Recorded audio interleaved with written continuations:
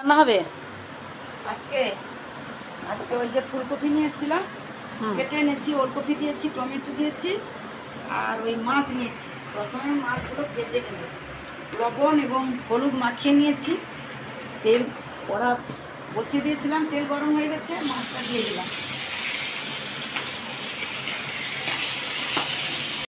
এরপর আমি তুলে নেব।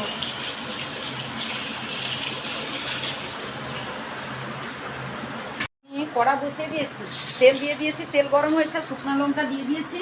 এরপর ফোড়ন দিয়ে দিলাম। এরপর ওই যে ফুলকপিগুলো কেটে রেখেছিলাম সব এক এক করে দিয়ে দিলাম। টমেটো বাদে আমি সব দিয়ে দেবো। টমেটোটা একটু পরে দেবো।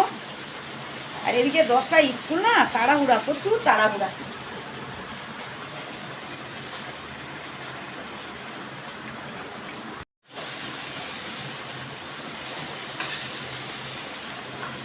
লবণ দিয়ে দিলাম, গুঁড়ো দিয়ে দিলাম। এরপর একটু উপর নিচ করে নেব, মাখিয়ে নেব। হলুদ এবং লবণটা ভালো করে মাখিয়ে নিলাম সবগুলোর মধ্যে। একটু হালকা ভেজে নিচ্ছি, যেটা ভালো লাগবে, বেশি ভাজবো না আমি। সরিষা বেটে এনেছি, সাদা রাই। এরপর আমি দিয়ে দিলাম।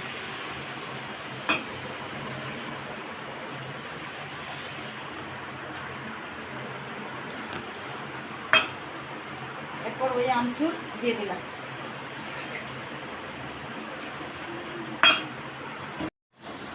ফুটে এসছে। এরপর আমি ওই টমেটোগুলো কেটে রেখেছিলাম না, টমেটোগুলো দিয়ে দিলাম।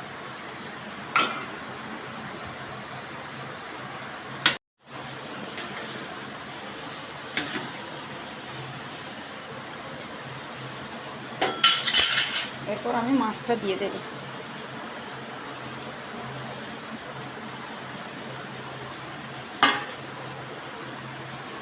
এরপর ওই মাছের টক, পোনা মাছের টক হয়ে গেছে। আমি গ্যাসটা বন্ধ করে নামিয়ে নেব খাবারের জন্য। ওই যে দেখুন।